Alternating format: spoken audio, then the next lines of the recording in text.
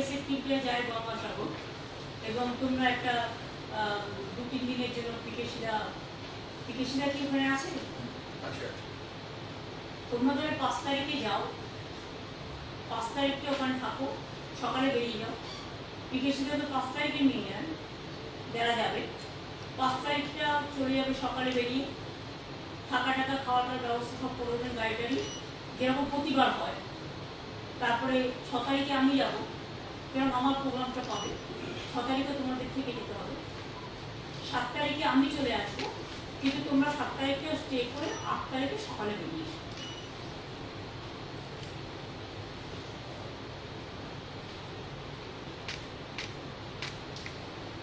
কারণ প্রতি বছরই তোমাদের যাওয়া হয় গঙ্গাসাগর মেলা উপরে। তোমরা মেলাটাও কভার করতে পারো, অ্যারেঞ্জমেন্টও দেখতে পারো, কারণ 9 তারিখ থেকে মেলা শুরু হয়ে যাবে। আর যাচ্ছ যখন অত দূরে, তখন 2 রাত 1টা দিন থাকাটা কোনো অপরাধ নয়।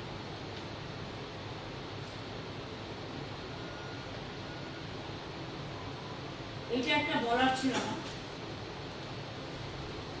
2 হচ্ছে সংবাদ মাধ্যমের মাধ্যমে আমি আপনাদের সহ সকল নাগরিকবৃন্দকে আমাদের হ্যাপি নিউ ইয়ার জানাচ্ছি। আপনারা সকলে ভালো থাকুন, সুস্থ থাকুন, সুন্দর থাকুন। হ্যাপি নিউ ইয়ারের প্রোগ্রাম এখন থেকেই আমরা অ্যানাউন্স করেছি। 1 জানুয়ারিটা ছুটির দিন, কিন্তু ওই দিন আবার আমাদের ফাউন্ডেশন ডেও দলের। আমি দলের কথা কখনো এখানে বলি না, কিন্তু যেহেতু আমরা বলি মামাটি মানুষের সপ্তাহ, ওই দিবসটা আমরা মামাটি মানুষ দিবস হিসেবে পালন করি 1 জানুয়ারি। এবং 26 পূর্ণ হয়ে 27 পা দিচ্ছে। ওই দিন ব্লাড ডোনেশন করে আমাদের ছেলে মেয়েরা, অনেক সাধারণ মানুষ, প্রায় লক্ষাধিক ব্লাড বোতল ব্লাড কালেক্টেড হয়, যেটা থেকে অনেক অসহায় মানুষ বা অ্যাক্সিডেন্টাল কেস বা অন্যান্য কেস তারা সহযোগিতা পায়। যেমন গরম সময় যখন রক্ত পাওয়া যায় না, তখন পুলিশের থেকেও ব্লাড ডোনেশন ক্যাম্প করা হয়। এগুলো আমরা জানি। সুতরাং ওই দিনটা আমরা মামাটি মানুষকে ডেডিকেট করব।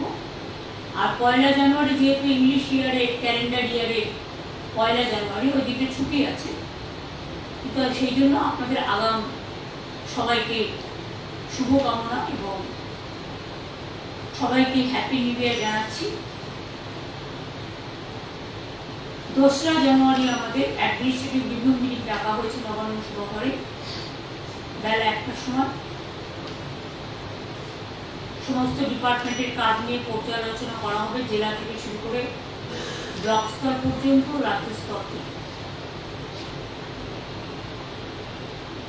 এই বছরের 30শে ডিসেম্বর আমি বেলা 1টায় আমি এতে যাব, সন্দেশখালীতে একটা পাবলিক ডিস্ট্রিবিউশনের প্রোগ্রাম নিয়েছি।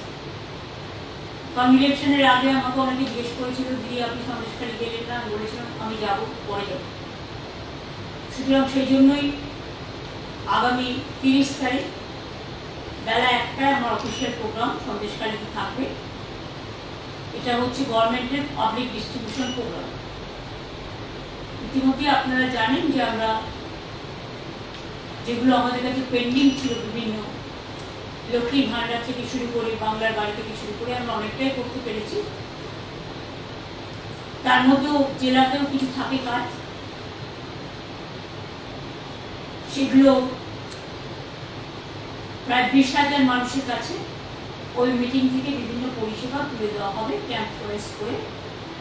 স্টেজ থেকে আমি হয়তো বড়দের 100 জনের হাতে তুলে দিতে পারবো। 6 তারিখে গঙ্গাসাগর যাব। আমি পৌঁছেই আপনাদের প্রোগ্রামটা আগে জানিয়ে দিচ্ছি, যেহেতু আপনারা 5 তারিখে যাবেন। আমি প্রথমে যাব ভারত সেবাশ্রম সঙ্গে, কারণ কপিল মুনি আশ্রমের মহারাজ তিনি একটু বয়োজ্যেষ্ঠ, একটু বিশ্রাম নেন। আমি তার বিশ্রামে ব্যাঘাত ঘটাতে চাই না। ওরা 4টে মন্দির করে, কাজে আমি ভারত সেবাশ্রমটা আগে করে নেব, করে নিয়ে তারপর ওখান থেকে কপিল মুনি আশ্রম দর্শনে যাব। এবং এ ব্যাপারে আমাদের রিভিউ মিটিং হয়ে গেছে, সেটাও আপনারা জানেন। 8 তারিখে আমাদের এই কলকাতায় যে মেলাটা হয় মিলেনিয়াম পার্কের অপোজিটে, ওখানে সন্ধ্যাবেলা আমি যাবো। প্লাস ওই দিন আমাদের একটা ভেসেল তৈরি হয়েছে, প্রচুর লোক যাতায়াত করতে পারে। হাওড়া থেকে বেলুড় মঠ, দক্ষিণেশ্বর, এই জাহাজ যাবার জন্য আমাদের যে জলীয় বিভাগ আছে, ওয়াটার ট্রান্সপোর্ট, ইনল্যান্ড ওয়াটার ট্রান্সপোর্টের মধ্যেই একটা শাখা, সেখানে আমাদের জাহাজ কোম্পানি গভর্নমেন্টের আছে, আপনারা হয়তো জানেন।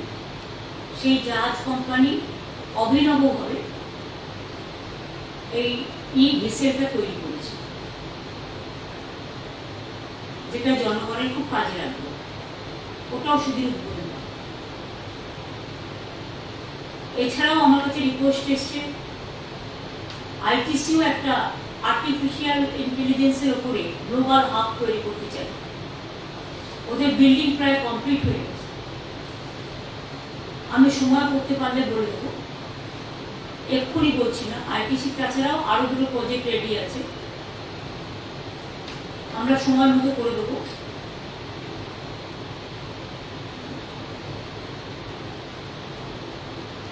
এছাড়াও আপনারা তো জানেন 13 তারিখ থেকে সবাই চলে যাবে গঙ্গাসাগর মেলার জন্য, কারণ 14-15 যে পুণ্য স্নান আছে তার ডিটেলস আপনাদের সাথে আমি আলোচনা করে নিয়েছি আগে, এগুলো অলরেডি বলাও হয়েছে। সুতরাং এই ইনফরমেশনগুলো আপনাদের পাঠান করলাম।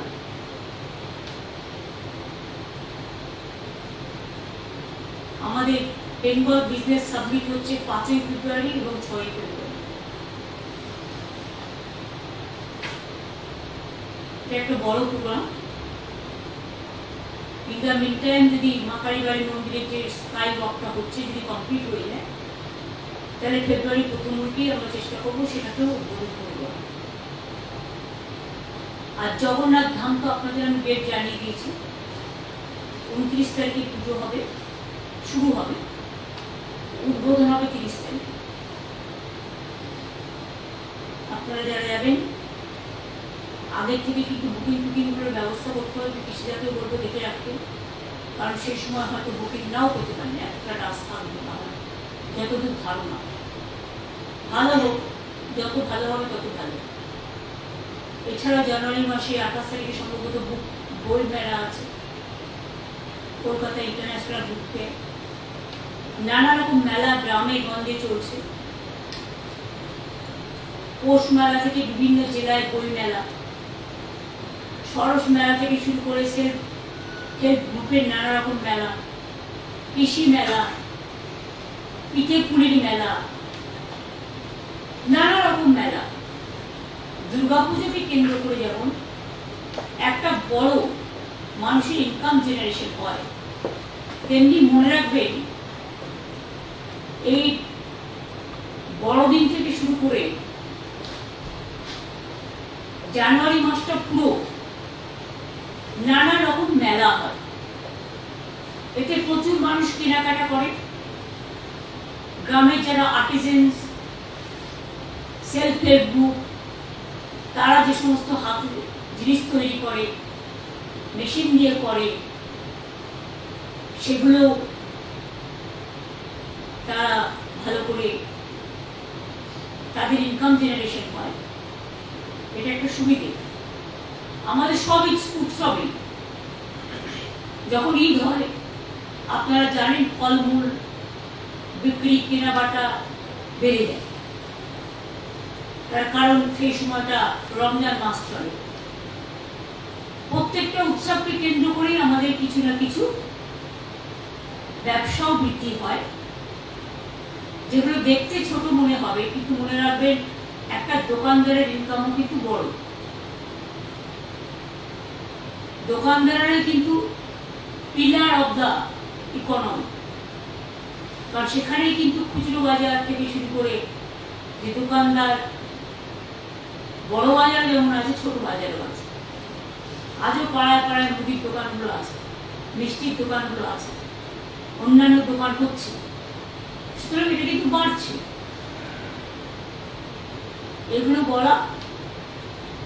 আর মিষ্টি হাব, যেটা আমরা মিষ্টি, আপনারা জানেন একটা মিষ্টি ব্যবসায়ীদের জন্য একটা প্রোগ্রাম হয়েছিল, আমি নিজে গিয়ে উদ্বোধন করে দিয়েছিলাম। এবার তারা করছে দীঘায় 7, 8, 9 সম্ভবত জানুয়ারিতে। আমি ওখানে ডক্টর মানবপ্রিয়া, অখিলগিরি ওদের যেতে বলেছি।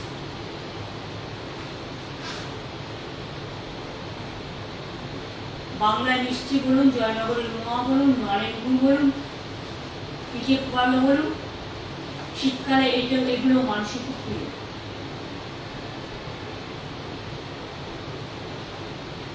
এছাড়াও আজকে ক্যাবিনেটে কয়েকটা আমরা প্রিন্সিপাল ডিসিশন নিয়েছি। আলিপুর চিড়িয়াখানার ঠিক অপোজিটে, আগে আপনারা দেখতেন আলিপুর চিড়িয়াখানায় মাত্র একটা দরজা ছিল বেরোবার, একটা ঢোকা। কিন্তু আমাদের সরকার আসার পরে প্রায় 12টা আমরা গেট করে দিয়েছি, ঢোকার বেরোবার। তারপরে ওখানে একটা রোডওয়ে ব্রিজ যেটা বলা হয়, সেটাও করে দেওয়া হয়েছে। এবং কালকে প্রায় লক্ষাধিকের ওপর মানুষ চিড়িয়াখানায় এসেছে। আজকেও আমি যখন বাড়ি থেকে আসছিলাম দেখলাম প্রচন্ড ভিড়। সব জায়গাতেই মানুষ যান, কারণ বাংলার মানুষরা একটু ভ্রমণ ভালোবাসে। বাচ্চাদের নিয়ে একটু বেড়াতে যাওয়া, দেখতে যাওয়া, এটা পছন্দ করে। সুতরাং এই হিসেবে বিভিন্ন জায়গায় এখন লক্ষ লক্ষ মানুষের সমাগম হচ্ছে। এটাও একটা বড় ব্যাপার। মানুষ এই দিনগুলোকে খুব ভালোভাবে কাটানোর চেষ্টা করে। এবং এই আলিপুর চিড়িয়াখানার অপোজিটে একটা জায়গা আছে, ওখানে একটা ছোট্ট অ্যাকোয়ারিয়াম ছিল, অনেক দিনের পুরনো। এবং অ্যানিম্যাল হাজবেন্ডারি, পশু চিকিৎসার একটা ছোট্ট জায়গা ছিল, কিন্তু বাকিটা টোটালটাই আনইউজ ছিল। ওই জায়গাটায় আমরা একটা বিরাট বিগ বাজার করতে যাচ্ছি। ল্যান্ডটা আমরা জাস্ট ইন প্রিন্সিপাল এগ্রিড করেছি ওই জায়গাটা, কিন্তু যেই যাই করুক ওখানে একটা ছোট্ট অ্যাকোয়ারিয়াম থাকবে। আর পশু হসপিটালটা বা চিড়িয়াখানা জুয়ের জায়গায় ওরা করে নেবে। সুতরাং এখানে কোনো অসুবিধা হবে না। সব ডিপার্টমেন্ট কথা বলেই সিদ্ধান্ত নিয়েছে। দুই হচ্ছে, আপনারা অনেকেই জানেন না, আলিপুর মিউজিয়ামের অপোজিটে একটা জায়গা ছিল, সেখানে একটা বিরাট কাঠামো তৈরি হচ্ছে, যেটা লেদারের ব্যাগ। আমাদের সব লেদার ইন্ডাস্ট্রিতে বিরাট 5 লক্ষ লোক কাজ করে, এবং সারা ভারতবর্ষে যত লেদার হাব সব কিন্তু এখানে এসে গেছে। মানে আমাদের লোকেরাই কিন্তু সমস্ত ব্যাগ থেকে শুরু করে, জুতো থেকে শুরু করে, চামড়া বিভিন্ন দেশে এক্সপোর্ট করে। কিন্তু এটা তো বাংলার অনেক মানুষ পায় না হাতের কাছে, তাদের নানা রকম ব্র্যান্ডে কিনতে হয়। সেই জন্য আমরা মেয়েরা যাতে ব্যাগ পায়, ছেলেরা ব্যাগ পায়, জুতো পায়, ওই আলিপুর মিউজিয়ামের অপোজিটে যে কাঠামোটা, যে বিল্ডিংটা তৈরি হচ্ছে, ওটা আমরা অর্ধেক দেবো লেদারের জিনিস বিক্রি করার জন্য। ঘরের সামনে মানুষ পেয়ে যাবে, মেয়েরা খুশি হবেন, ছেলেরাও খুশি হবে। মেয়েদেরও যেমন চামড়া জিনিস কাজে লাগে, ছেলেদেরও লাগে। আর অর্ধেকটা আমরা করবো বাংলার শাড়ি, অর্থাৎ তাঁতিদের তৈরি। সব জেলা থেকেই কিছু না কিছু আসবে, যা ঘরের কাছে মানুষ পেয়ে যাবে। সেটাও হচ্ছে। এই ধরনের অনেকগুলো জায়গাতেই অনেকগুলো জিনিস তৈরি হচ্ছে।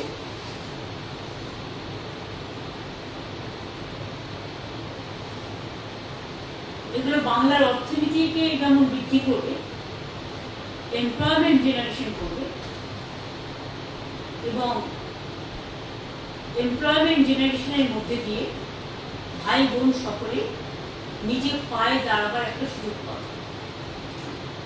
এবং তাছাড়াও আমাদের কলকাতাকে বাদ দিয়ে, ধরুন এখানে শপিং মল, বিগ বাজার সবই আছে, অন্যান্য যে জেলাগুলো আছে সব জেলার হেডকোয়ার্টারে একটা করে বড় বিগ বাজার বা শপিং মল ওই টাইপের আমরা করার চেষ্টা করছি। জমিটা আমাদের, কিন্তু টেন্ডার করা হবে, ফ্রাঞ্চাইজি করে করা হবে।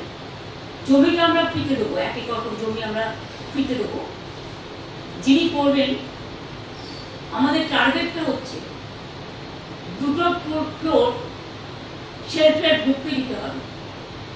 যে জেলায় লোকাল সেলফ হেল্প গ্রুপ তারা বিভিন্ন জিনিস উৎপাদন করেন, কিন্তু তারা মেলা টেলা ছাড়া সারা বছর বিক্রি করার জায়গা পান না, তাদের কথা ভেবে এটা করা হচ্ছে।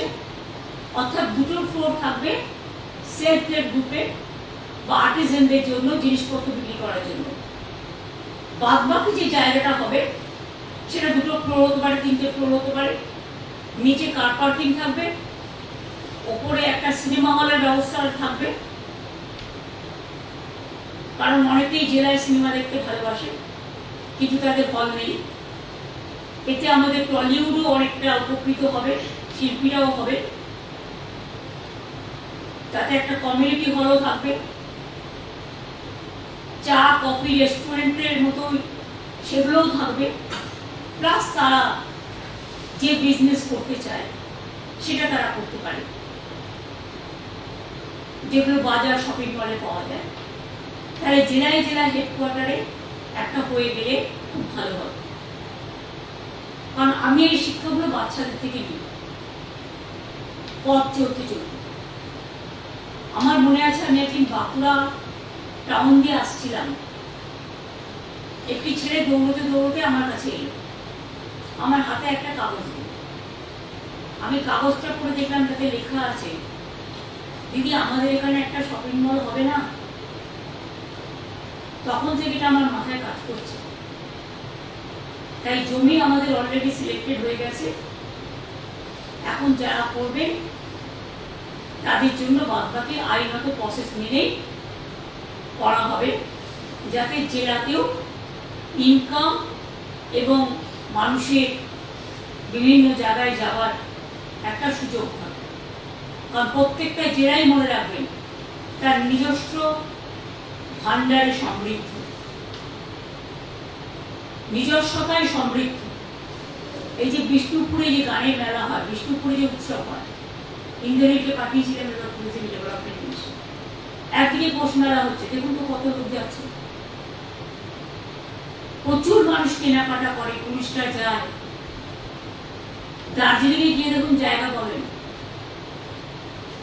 কালিম্পংও তাই, কার্শিয়াংও তাই, মিরিকও তাই, জঙ্গলেও তাই। জঙ্গল, পাহাড়, নদী, এটা নিয়ে কিন্তু বাংলা, সবটাই আমাদের বাংলায় আছে। কাজেই আমি সবাইকে বলবো, শীতকাল, রাস্তায় একটু কুয়াশা থাকে, কুয়াশার সময় নাইট ট্রাভেলটা এড়িয়ে যাওয়া ভালো। অনেক সময় ড্রাইভাররা ঘুমিয়ে পড়ে, অনেক সময় আবার কুয়াশায় রাস্তা দেখা যায় না, ফলে অ্যাক্সিডেন্টের রেটটা বেড়ে যায় এই সময়টা। আমরা তো সেফ ড্রাইভ করবো, পুলিশেরও যেমন একটা দায়িত্ব আছে, সাধারণ মানুষকেও বলবো, গভীর কুয়াশা থাকলে, যখন থেকে কুয়াশা পড়বে এবং সকালবেলাও কুয়াশাটা থাকে ভোরবেলা 5টা অবধি, সুতরাং কুয়াশার টাইমটা একটু বেটার। সাবধানে গাড়ি চালানো, যাদের খুব ইমার্জেন্সি তাদেরকে চালাতেই হবে, কিন্তু সাবধানে, খুব আস্তে আস্তে, স্পিড মেনটেন করে, যাতে কোনো অসুবিধে না হয়, কেউ কোনো বিপদে না হয়। কারণ যেই বিপদে পড়ুক না কেন, বিপদটা কিন্তু আমাদের সকলের গায়ে লাগে। আর একটা কথা আমি বলবো, এই শীতকালটায় আগুন পোয়াতে গিয়ে কিন্তু অনেক জায়গায় আগুন লেগে যায়। এটা যে ইচ্ছাকৃত সেটা আমি বলবো না, কিন্তু যারা বিভিন্ন বস্তিতে থাকেন, বিভিন্ন এলাকায় থাকেন,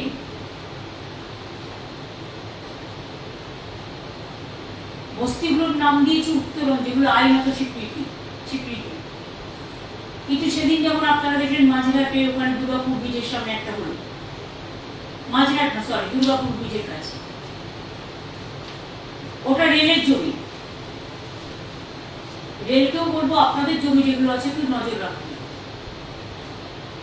লোক এসে বসছে, আমি তাদের ওঠাতে বলছি না, কিন্তু এটা তো দেখতে হবে আগুন লেগে গেলে আপনারা জানেন এতে কি ক্ষতি হয়েছে।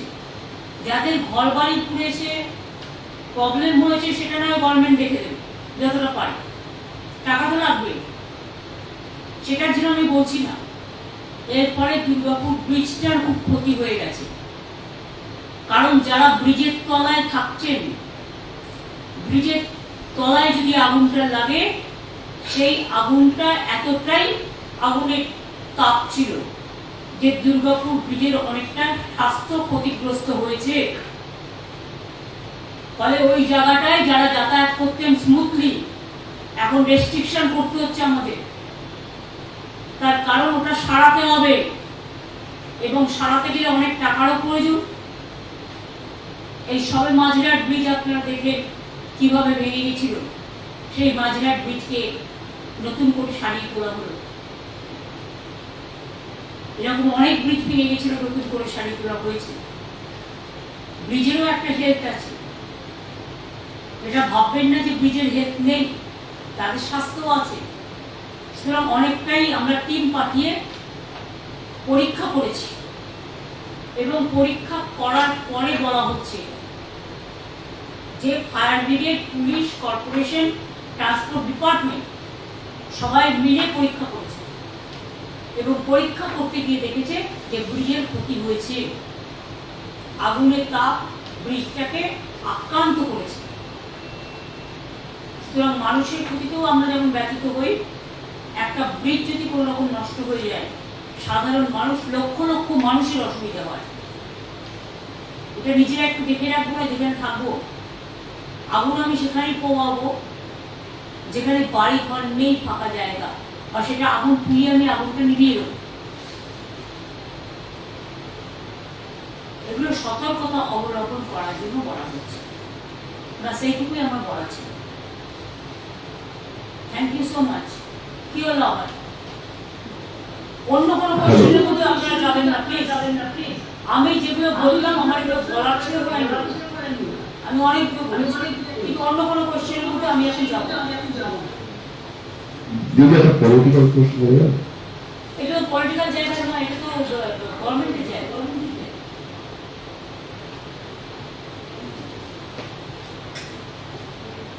Question it's like since many of the opposition of Indian bloc, many of the Indian bloc leaders want you to lead the India bloc as well.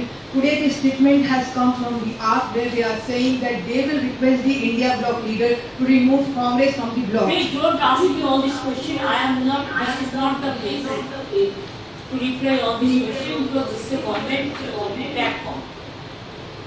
Here I cannot discuss the political things. And I have a great respect for all the political parties. I wish them very good New Year, bright New Year, and I hope for their safe and sound journey. Let the happy New Year bring a joy for all of us. আমার মনে হয় আপনারা অন্য কোনো সময় political কোনো question আমার থাকলে আমার বলবেন, আমি তখন ঠিক আছে। সরি অনেক দিয়েছি, যারা দিয়েছি তাদের কাগজ ভরে যাবে। আপনাদের জায়গায় আমার সঙ্গে করতে পারলে, যদিও আগে আমি কাজে যদি আপনাদের মতো আমি সাংবাদিকতা করতে পারতাম, এর থেকে আমি 20টা পয়েন্ট বের করে দিতাম। থ্যাংক ইউ, ভালো থাকবেন, সুস্থ থাকবেন। Happy New Year to your family members, your colleague, your editor, and all.